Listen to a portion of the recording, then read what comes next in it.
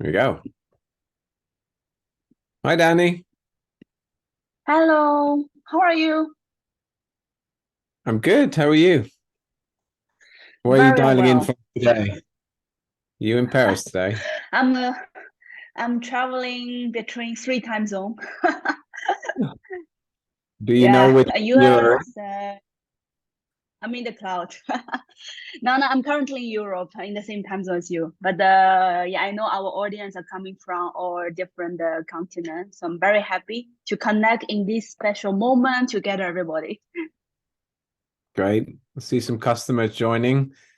Where's everyone? Yeah, Which countries are people coming from today? Nice. Yeah. See if the chat works. Hi, everyone. yeah. Ah, I see you. I see Dominica, Fabia, Zara, Vivian. Hello, everybody. Can you guys type? Let's. Is it working? It is. Yeah. Hi, Oh, Sarah. nice. Oh, we have friends from, yeah.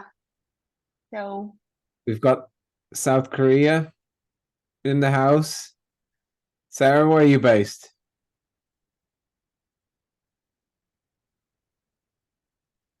Sarah, I think she's typing. We'll give Great. every Maybe we wait 1 or 2 minutes. People still joining. get everybody get everybody joined in. Hi, Chen. Nice to see you.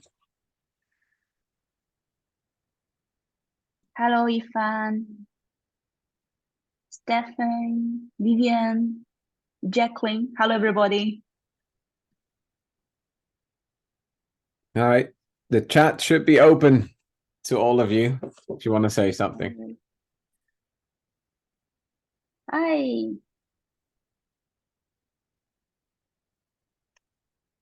Great. We have 1 more minute and then we'll start the Super. recording. Maybe, You already recording? let me just the test to project the screen. It works. Everybody can see my screen. I can see it. Does it work for everybody else? Perfect. I think so. Brilliant. All right. Let's get going. Hi, everyone. Thank you for joining today's webinar. We're going to talk about content and conversion for the luxury consumer, especially in how we do that in China, which obviously has a very unique ecosystem, a very unique consumer, very unique uh, expectations, and someone that knows a lot about that is Danny here from iBLUE. Hi. Hello, everybody. I see many friends here, also some friends as new.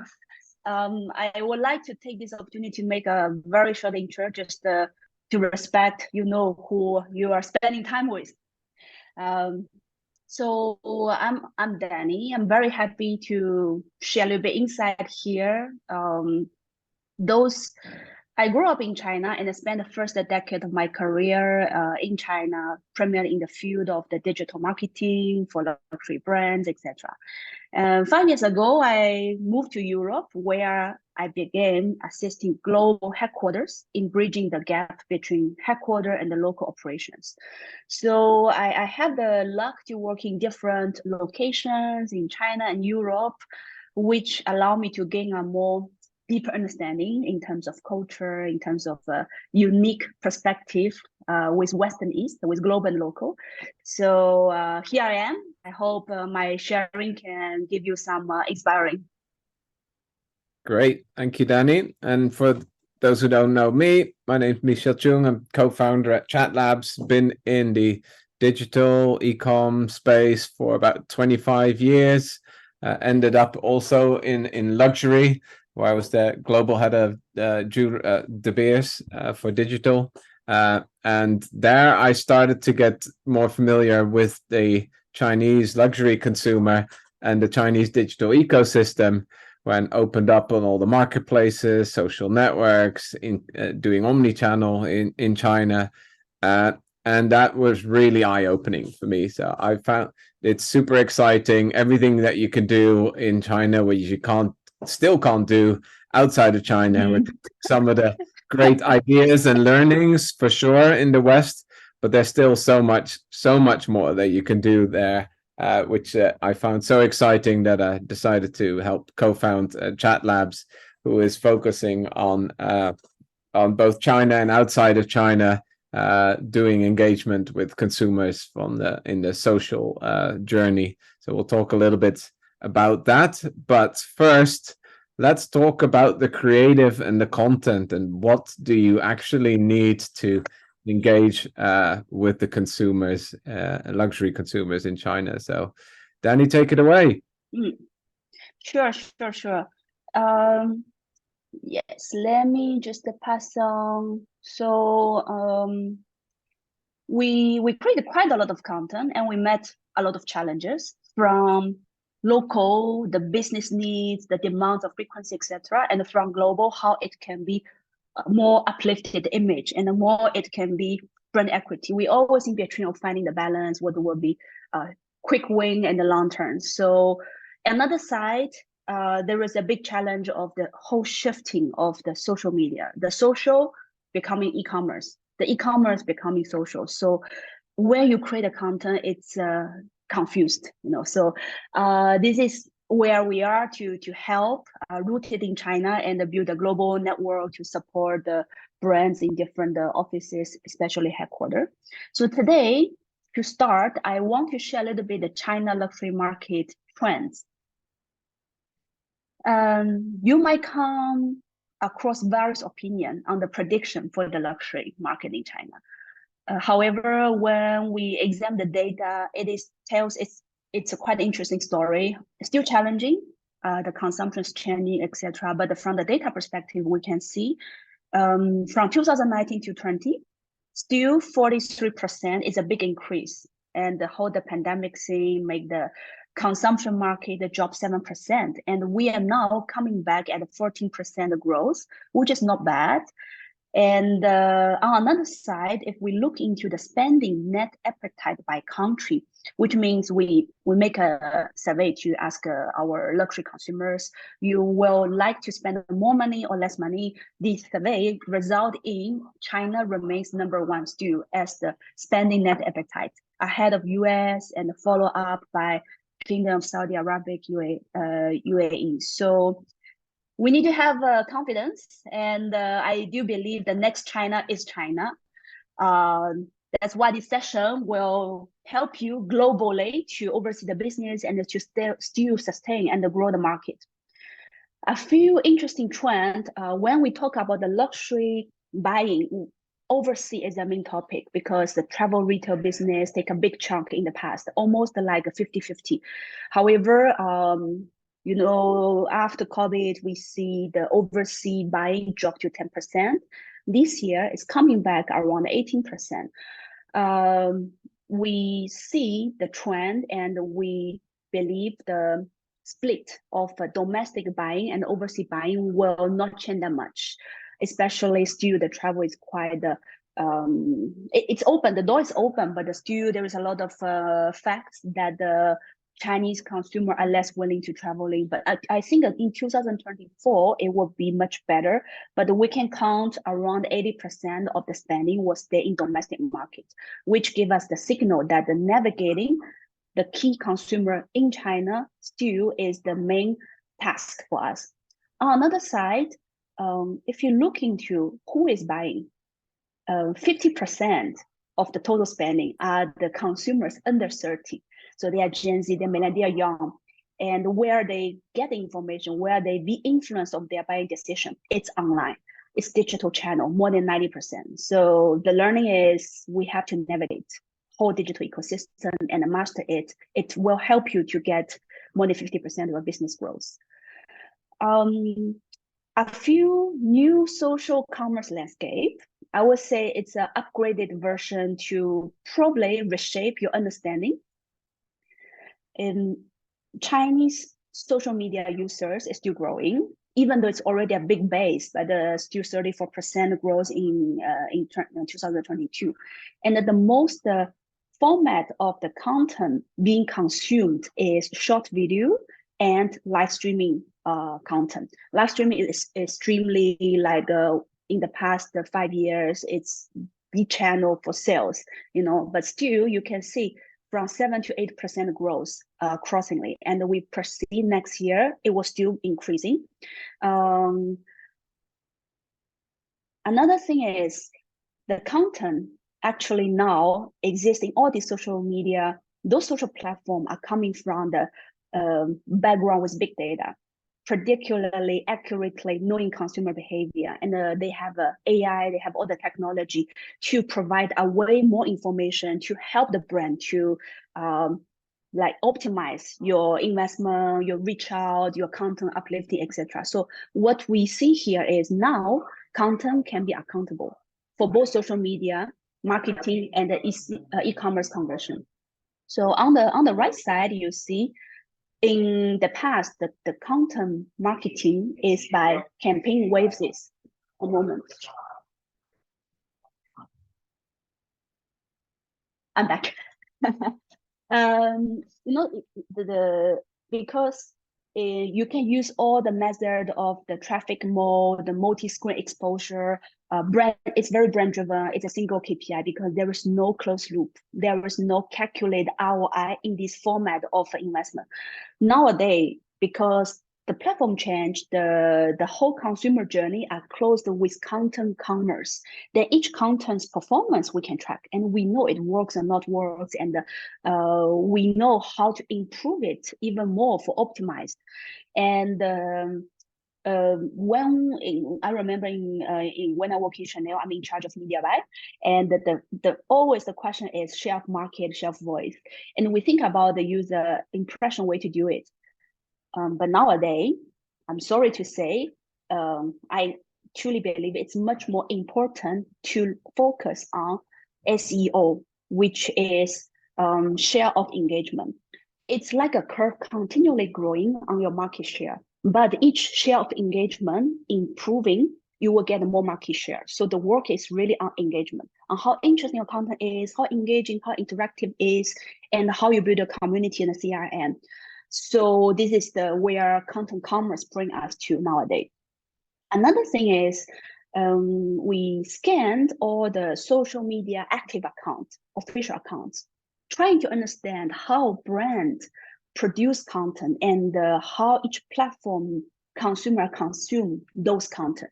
So one interesting finding is only 17% to 33% of the content are leveraged as the same content across 3 platforms, which means on another side, there is more than 70%, even like more than 80% of content are not same.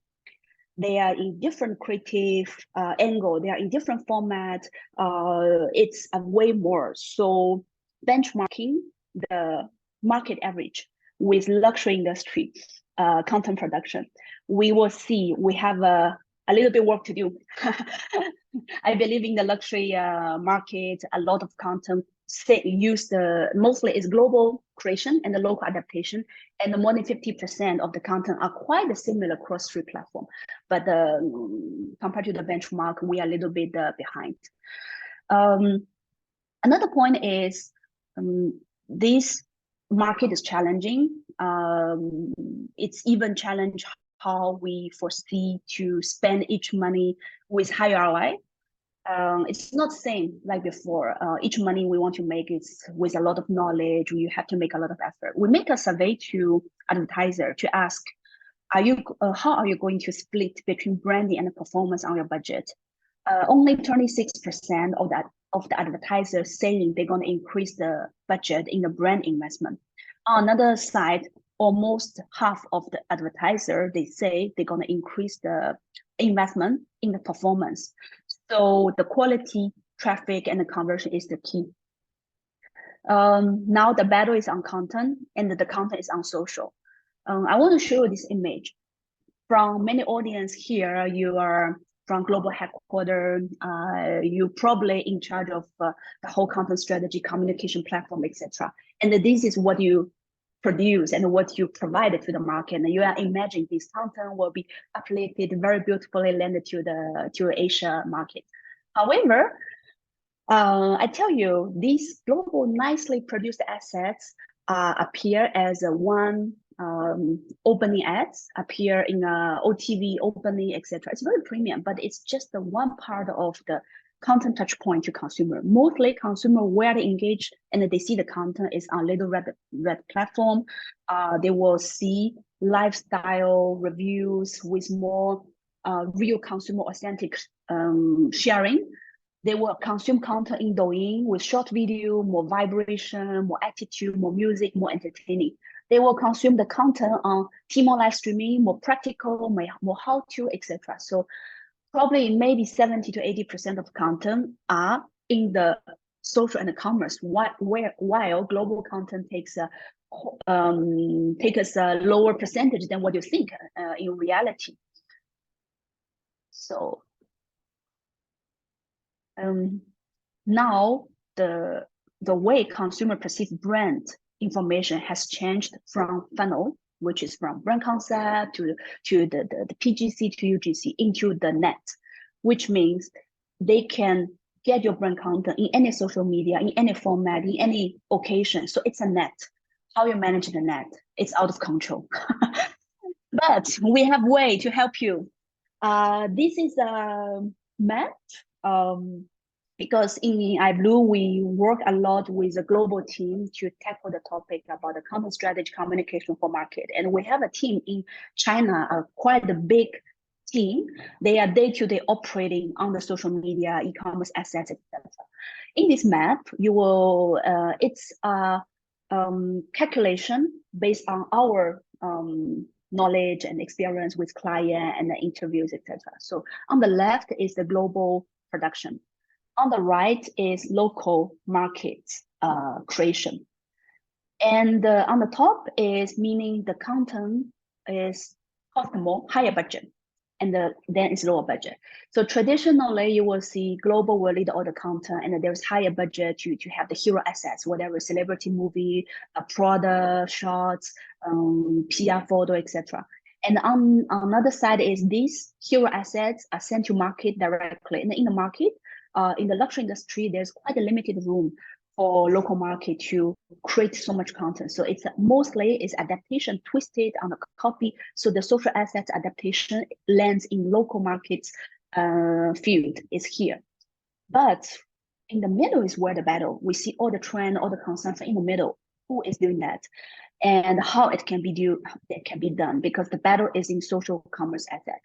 We see this pie is growing, the volume is going up, the frequency is going up, the consumer need is going up, and in the middle, it has to be a work hand in hand together done by global and the local together to have a method, to have a framework, to have a governance, to ensure image quality and the local relevancy, to deliver on time and to be flexible also to support the market different initiative. So this is where the challenge for most of the global team in terms of content creation to lead the market. So then social discussion actually happens constantly and repeatedly on all the platforms along the consumer journey. So this is the map you would imagine from awareness to loyalty. Our content are in all these social platforms, in all different voices, formats, creative, etc. It's a big challenge, but don't be scared. We have streamlined way to do the content strategy, and I can share with you definitely later how we can do the methodology if we can have a further session. So today, we want to give you a little bit insight on how we can fill the gap. So build a content strategy based on data insight. It's no purely art, purely creative, or purely branding perspective anymore, because no brand has enough budget and powerful enough to deliver the message to bombard the market. The consumer are different. It's a very segmented. The key task from HQ normally is content waves and volumes for the year starting. How many budget I need to spend, how many campaign I need to invest, and how many volumes for different social or TV or media buy I need to invest to create a content. Second is when I define the budget, the waves, the key campaigns, how we make the creative. Is it relevant? Mindset, scenario, persona, pinpoint, everything to the market local. It's strong enough to resonate with them. This is a question. The third part is it's never finished after campaign closed. You always need to have the learnings. You need to install the monitoring tool, get the feedback, and optimize every time better. So this is the 3 tasks, and each task we have to look at more with informed way to make decision, which is use data to help you. This is where we can help. I will give you a few examples how we leverage data to pull out the intelligence to make your content more performative. And it's not the full methodology we have, but if you are interested, you can definitely book after this session. We can go to share you more. So, like I said, as a brand marketer, you always plan a year long. So by campaign, by always on, by promotion, how I gonna spend my budget on the assets volume. It's interesting. We pull out the market data and we monitor. We can see in the volumes is all the key commercial moments, and you will see the brand's assets volume. CNY 618 Double 11 is the highest volume of the assets it is. However, all the love moments are ranking at the second tier, not far from the one of the assets for going to the market.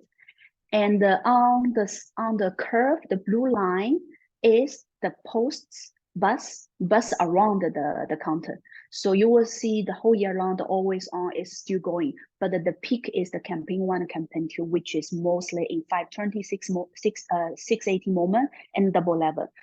It's more aligned like everybody's expectation and knowledge about how the campaign works, etc. But it's a question about when I'm a brand, which battle I need to pick. Should I invest in 618 or Double 11? Should I invest in love moment? Or I should forget about all the commercial festival. I just follow always on, or I follow my product launch calendar. So it's more and more challenging to dance with consumer needs in the platform. And this is the first task global team normally will structure the whole content planning. And when we move to the creative, the relevancy is the key. We always creating campaigns, thinking about the scenario, where the movie should happen, where the consumer will talk in their daily scenario, etc. There is crew. It's not only the creative perspective, it's not only branding perspective, but there is another side of the social media where our real consumer want to be happening. So we take an example of the skincare content scenario ranking. The first thing we see is actually it's really based on the seasonality. People talk about the summer, fall, winter, or winter. This is the huge search volume and the huge posts around. And afterwards is the daily topic, and there's urgent request, that there's an interest scenario. So this is a 4 pillar we can think about where to create a content building in our creative narrative with more resonance. Then the relevancy is also about the consumer mindset. Are we understanding them really deeply, really culturally relevant? Since many global teams are a little bit far away from the market, and you read the reports, etc. But it's quite a key about how you imagine the key value deliver, especially in the luxury industry. It's not about the product; it's about the brand value and the resonance. People buy luxury goods because they feel belonging to the group of the culture. They feel you understand, share the same lifestyle. It's example of key elements of quality life, because we have a campaign request, our client asking the creativity, etc. So this is one topic we're looking to, and we pull the data. Naturally, you were thinking about the physical health, in the leisure time, work-life balance is the key element for our consumer to define what is quality life. And however, you will see there is a lot of fast rising elements. For example, comforting living environment. This gives us a lot of clue on where to build a story. High economic conditions. You know, last few years, there was a very popular word to talk about consumer is called the sleeping flat. Like they don't make effort, they just slow whatever happens. But it's not true. We see the high economic conditions rising up quickly as the definition of quality of life. So consumer really want to improve their this side of aspect. Of course, enjoy gastronomy and also regular traveling is rising a lot as a definition. So of course the persona, yeah, this is an example of content relevancy in terms of when you build the image relate to a persona, because persona absolutely is critical in brand communication. It's attached to how they feel, how they project into the brand, and its relevancy to extend throughout the year, but also to each product campaign, how you want to build. Definitely, we need to be very careful about the social, like a local relevancy, interpreted properly. So there is a few tools and the data we can support. For example, here we give you an example of a perfume category, what consumers thinking about the scenario they most in favor: sunlight, dawn, forest. And on the right side is a tool to define what are the most discussed buzz in terms of occasion, persona, aroma, and the trigger. And when imagine you're launching a new product, premium fragrance, you're gonna make a storytelling, or you have a branding global concept, but you need to make this concept transfer into an influencer campaign. You're gonna recruit different tiers of influencer to talk about with different angle, how you provide a brief, how you're gonna activate, give them the real element work. So easily you can see, okay, I pick up the occasion in the work scenario, and the trigger is the mood, and the aroma is more romantic according to my fragrance, and I want to give the persona more chic. So you have a prediction idea of, with this map of support, how it will be turn out in terms of performance, and where we should make a nicer composition to test and learn, or diversify, or optimize each campaign. Show you, let's relax a little bit with a video. Can you see? It's still black. Okay. But if you play. Yeah, I'm playing.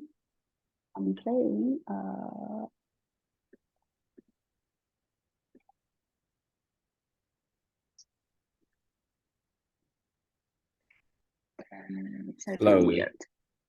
Yeah. Okay. I'm gonna share this video on my LinkedIn. Come to find my LinkedIn and decode this video. So it's a video we prepare for Mac. The task is really interesting because you know the influencer budget increased so much. Even for many groups, the investment is higher than digital media buy, and you don't know how to create the content, and it's a little bit scary. So much budget pour into this market. So we do the social listening and pull out the most discussed the social buzz hashtag to define the persona, and then mapping the persona with the product brand nature, and putting the persona image to show how the brand can do this campaign. So this video is about that. Decode it later on. Yeah, when we talk about the relevancy, it's also about the consumer pain points. Are you talking to them really on their pain points? They feel you understand and they want to get a product. For the skincare, for example, you can see the growth rate on the lifting and the firming is really high. It's more than 600%. And the volume is more than 1 million discussion on it. So easily we can have a thinking about when I have my product, talking to my consumers, is it which area I should hack, which I should build in terms of storytelling, etc. It's give you a lot of tool as well on this tool. Then moving on. Okay. So content relevancy, we can never forget the culture and effect passion point. This give you like intangible power, and it's easily, you probably will hit the right topic to generate high buzz without investing too much. So definitely it's a work to do. I give you an example of how the percentage increase in different trending consumer topic discussing on the passion points on Reddit platform. And there is something new, and even for me, it's interesting to look. For example, stove the cook the tea increase almost 3,000 discussion online, and the 八段锦气功 is like a Tai Chi Kung Fu. So people are really taking up the awareness. It have more than 300% growth. New Chinese, even many celebrity are wearing new Chinese style of the fashion in the Western. For example, chillax is like a chill and relax. It's getting highest increase in terms of buzz, more than 5,000. So this really can help us to navigate the content creation relevant, hit the right point of consumers. So above are some data supported intelligence we can share and help you to craft your content more relevant, to make the decision on investment level in the creative aspect, also in the long term on the optimization all the way. Basically, yeah, this is what we can help on the creation and also on the consultancy in terms of how the content related topic, and of course the operational process with global and local team, because the organizationally still, I would say, remain in one of the barrier to unleash all these social commerce asset creation. Okay, I'm gonna pass to Michelle. You're gonna share your screen, right, on your side?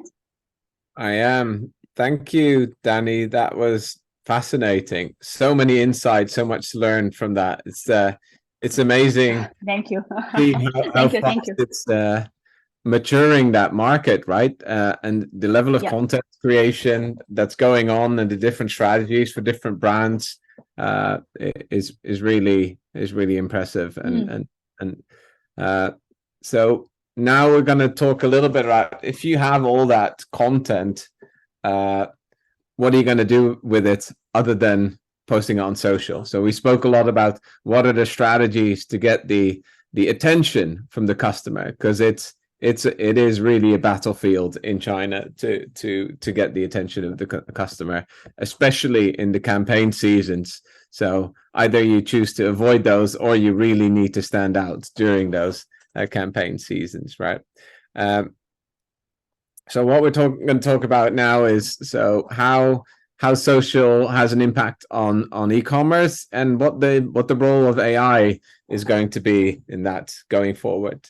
So ChatLabs been focusing on social media data and social data collection for a few years already, working with lots of luxury brands. And this year we've launched our AI solution that helps generate social experiences for luxury brands. So we've, out of 1,320 startups, we won the AI award from LVMH, and we're now part of Le Maison de Startup, where we're getting rolled out accelerated manner across the Maison. So we're super proud of that one.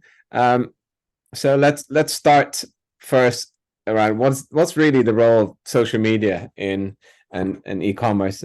I find it very intriguing. I speak to a lot of luxury brands, and it was working at one point as well, and they're still quite isolated, right, from an organizational and an execution perspective, other than some maybe retargeting ads.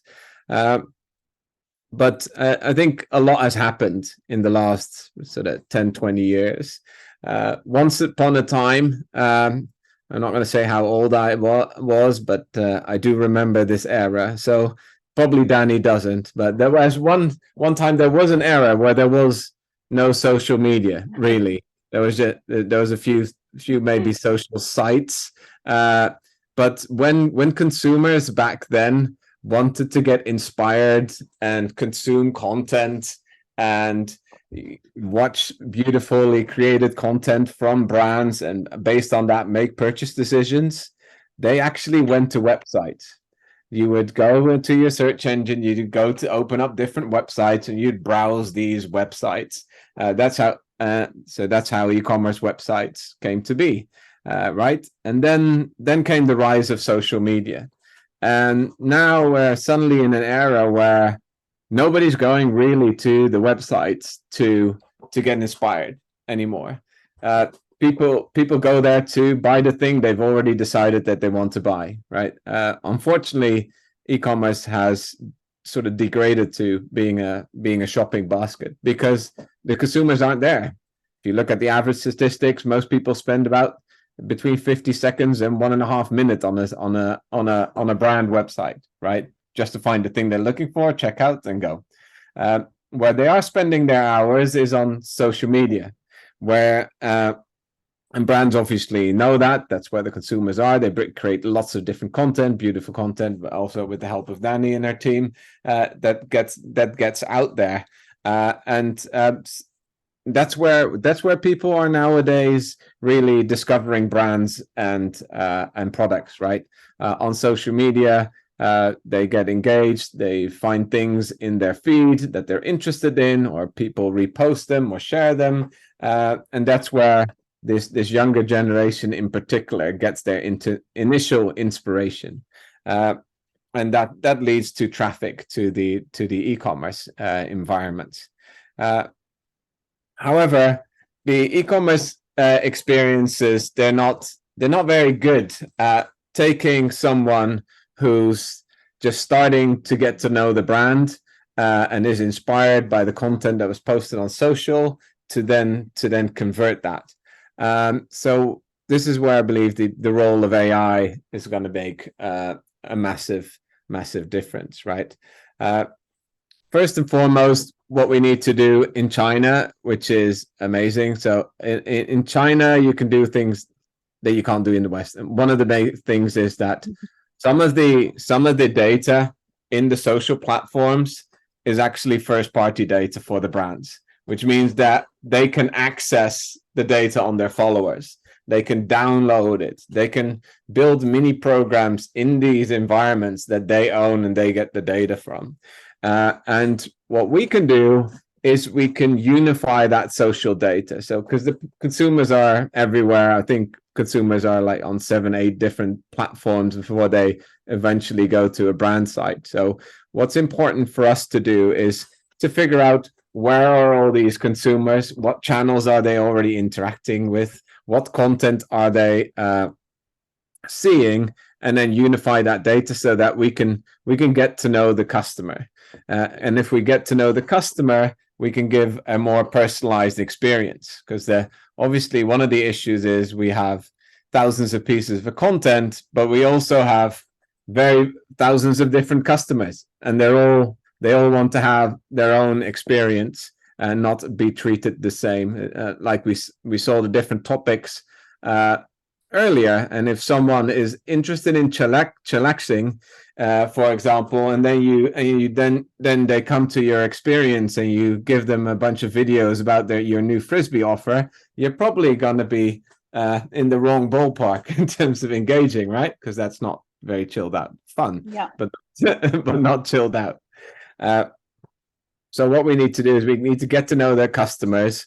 We need to make sure that the experience that we're offering is as personal as social media is, right? On Douyin, everybody's feed is different. Danny, yours feed is very different than my feed, no doubt. And that's what consumers are used to. They're used to it being personalized to your taste. That's the environment that they just came from.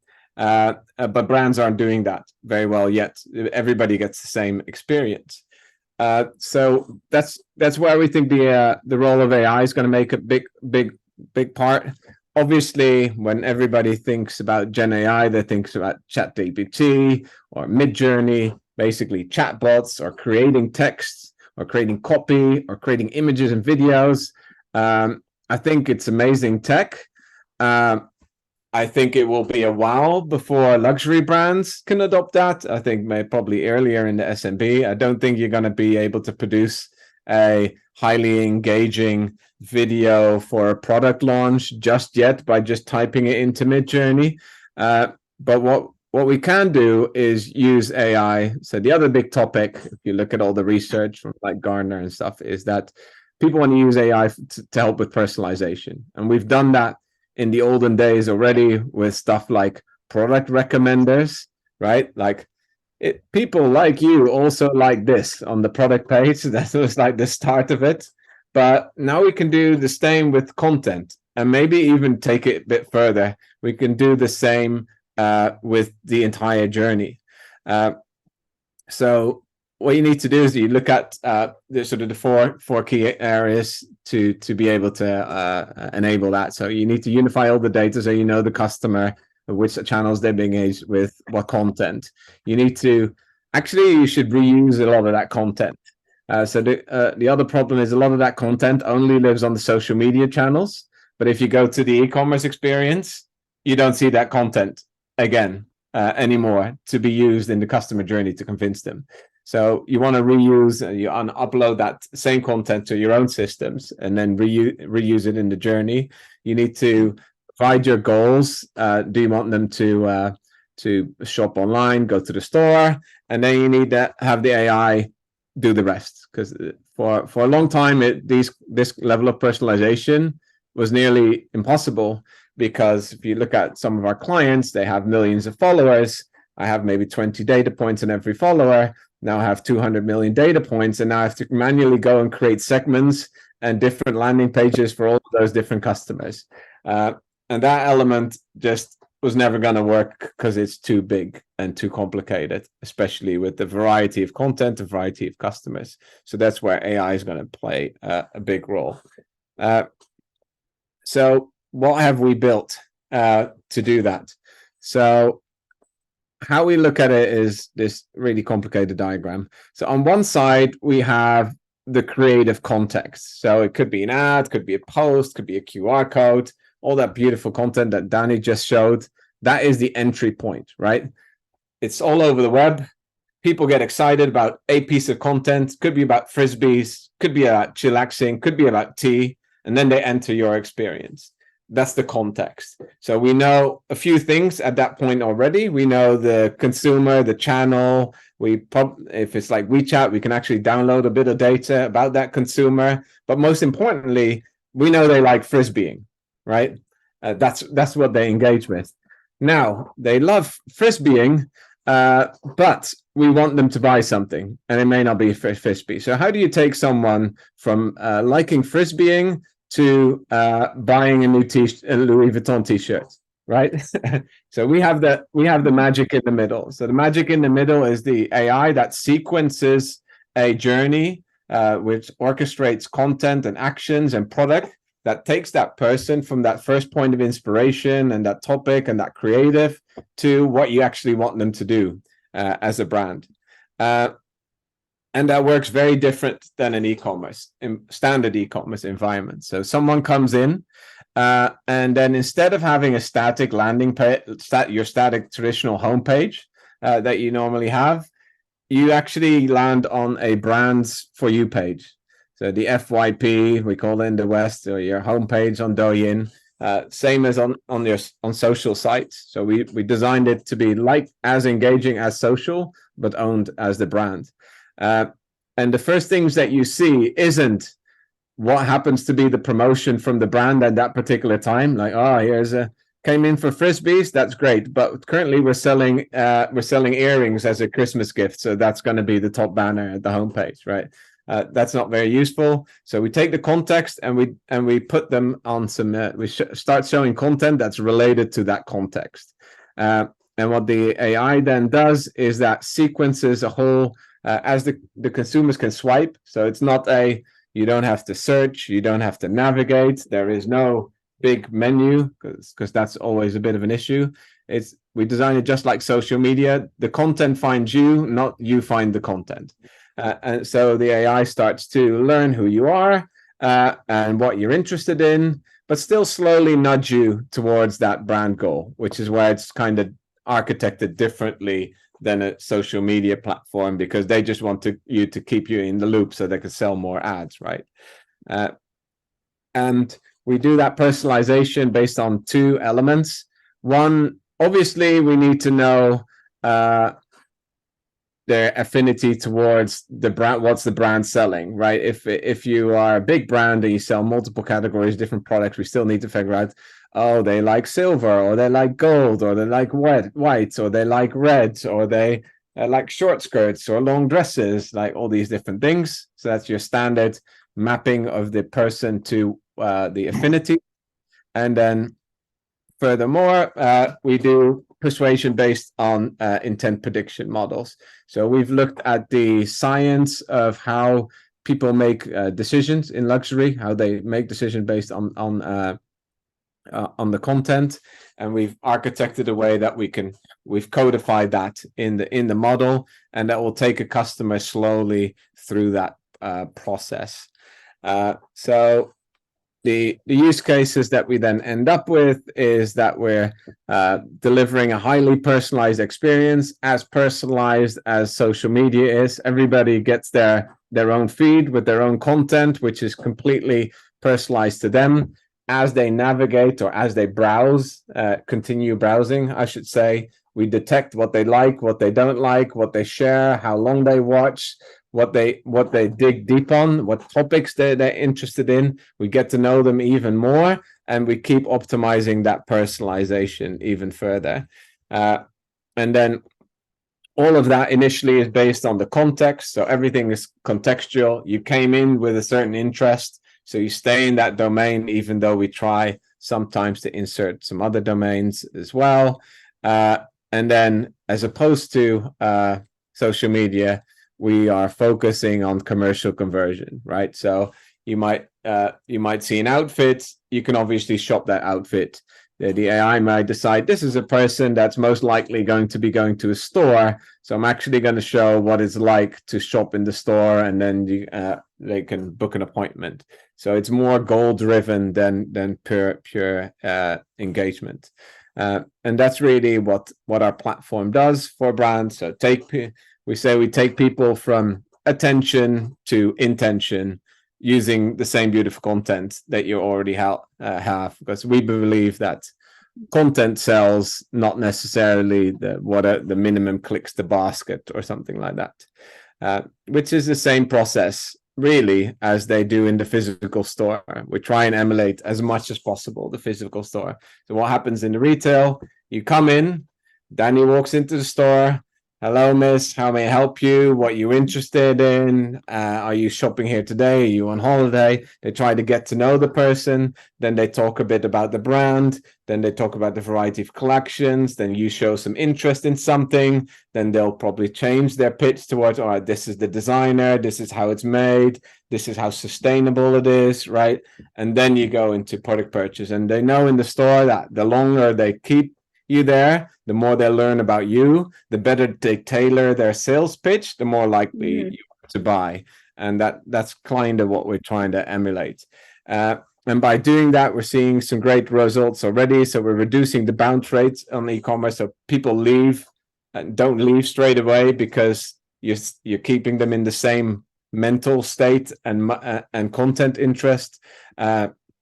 We're seeing higher engagement rates, so people stay longer and they watch more content when they come there, and that's actually leading to higher conversion. And all of that data belongs to the brand, which is a big benefit, because now I can give you an entire database of prospects, not only what a traditional CRM is, like here's 100,000 people and this is what they bought last year. I can now go, here's 10 million followers, and this is what each of them is interested in buying right now, right? That's a lot more handier information. So if you want to learn more about this, please connect on social or like websites or emails and all these things with us. And now we'll move to some Q&A. So if you have, you should all have access to the Q&A button if you want to ask a question there to me or to Danny, Yeah, I'm thank happy you, to Michelle. take any It's questions. it's really impressive this technology. Because when we create content, we receive many brands pain points. It's definitely something can help the brands. Now the market is challenging for incremental sales, but for who you have already in your data pool on your social media, all your followers, this is optimize the CRM way to understand more personalized. And great, congratulations on all this development and the new tech. Thank you. I see some question from Jacqueline. I'm So, reading the right area. I see some chat in the chat room. let's From Sarah. do the chat room first. So hi, iBLUE. I'll ask the question for you, okay? Danny, what kind of tools do you use to monitor social bots on Red? ChatLab tool. No. In fact,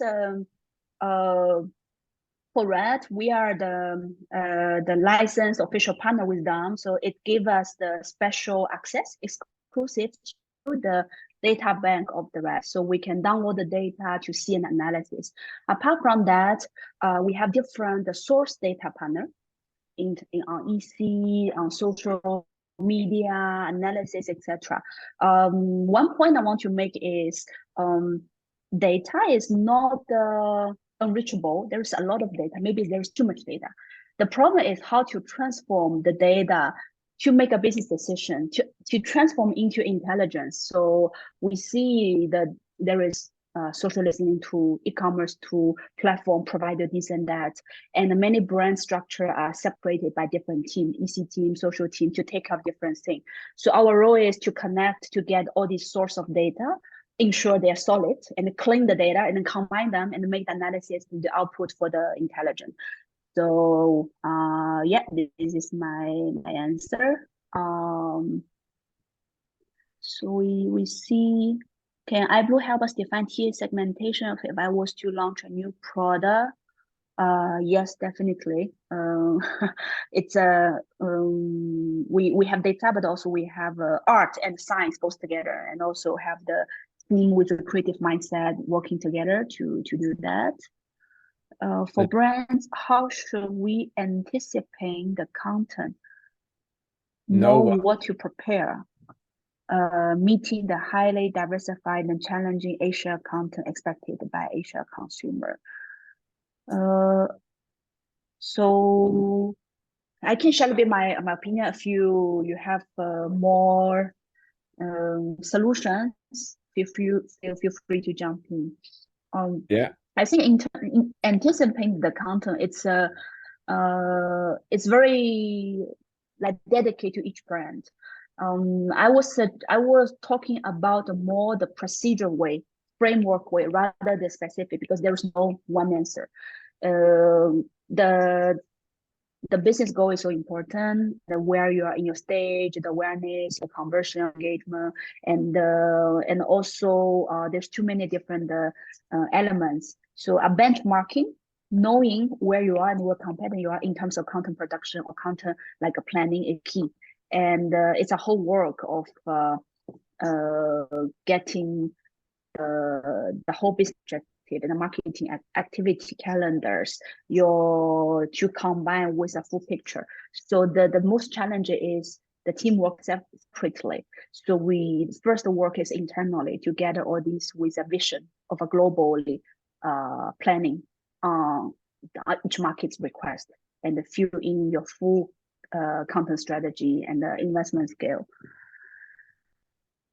Yeah, of course, uplifting of your knowledge about Asia, knowing what you produce, what's the priority of each social media. For example, in Douyin, the priority probably is the influencer short video rather than opening or others. So it's a both way to decode.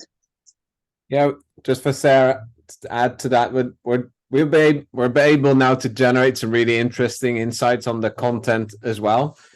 because we're sequencing thousands of different journeys that are using content with the actions and the products, and we can actually see the AI will start to learn what kind of content is best for what kind of audiences, and what kind of people like certain content as well as other content.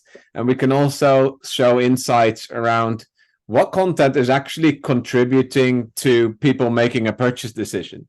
And then we can play that back to the brand and tell them to build more of that. Tala wants to see a quick demo. I can show my screen a minute. So I'm also interested to see the demo. is a example in China. So one of our clients, Graph, ultra high expensive jewelry. So they might post on social media a bridal piece of creative. So what the AI now does, this is a mini program in WeChat. So the AI sequencing now a series of content that is related to love and engagement, that is all about how the brand brings people together. It has product placement that is related to this category, and the different call to actions that it's showing are also relevant, like try out this ring or visit a store ambassador to get more advice on how to select engagement ring. And you can buy the things straight from the feed as well if you're interested. But if they post about jewelry, very different kind of customer, $250,000 necklaces, it talks about the beautiful campaigns with obviously with high jewelry, but then it goes, how is the products made? What is the artisanship by it? What's the quality of the diamonds? You see no actions, no buy, no book an appointment, nothing. After a certain level of engagement, it goes, hey, why don't you have a glass of champagne in the store with one of our sales advisors? So a very different sort of content and sales approach for different kind of creative that has inspired different kind of customers. So that's a little bit it in action, Tala. Jacqueline, probably for you, can you help us set up a RACI and the process if we plan to launch a campaign together with the local team? That's a good one. How do you get the headquarters and the local team to collaborate on campaign and content production, Danny? It's a key question. And each organization works very differently. Each like stakeholder probably have different intention of driving a campaign out of, for example, image or sales, short term, long term. So this is a topic definitely we can help, and we do see many groups are especially after the COVID, because the budget shrink. So everybody working together with one budget to tackle the whole global issue. So it's more tight with different teams working together in the same room, much more than before. This is what we observe. And the question is to narrowing down the cultural difference. Also we see the transformation, and we do help and accompany group to do this organizationally process transformation by service, by sharing different methodology, guidelines, etc. So it's really case by case. We work with several different groups. We see different pain point scenarios. So we can definitely discuss later. You can find us on LinkedIn and email, so I can follow up with you for this, Jacqueline. Last question. Got 2 more minutes left. Sarah, noticing that there's a trend of content targeting Chinese travelers and local Chinese communities. What's your opinion on this? Do you think there should be a different content and acquisition and channel strategy for Chinese shopping abroad versus Chinese shopping domestic, Danny? I think that there is 3 types of Chinese consumer. One is Chinese shopping inside of China. It's one type of content. this is majority of what we are discussing, the conversion rates in China. There is Chinese who live in China and are traveling abroad. So the kind of content is more on the moment will be on Golden Week, Chinese New Year, the travel season. And a lot of them are looking for shopping experience, for exclusive product or special promotion, even price sensitive, etc. Then there is third group of Chinese is Chinese living abroad in community. For example, Chinese living in London, Chinese living in Paris. So there are three types of Chinese. So the content is different as well, because for them, they cannot enjoy the tax refund. I cannot get tax refund because I'm living in Europe and I want to fly back. I cannot return. So price discount is not the attractive angle. So it will be more like experience, quality, storytelling in the right platform, like even pop-up. So the language matters, the ritual matters. So the three type of Chinese are shopping different area, totally different content. Thank you, Danny. This is all we got time for today. I want to thank you, Danny, again for coming here, sharing your insights and your advice. Anyone want to contact Danny and iBLUE, officially, feel free, and you can always get a dedicated session going. So great to have you here, and yeah, looking forward to working more together. Thank you. Yeah, very happy. Also for your insights. I'm very inspired for the technology. Congrats again. Thank you. Thanks, everyone. Thank you. Thank you. Bye-bye. Bye-bye. Bye.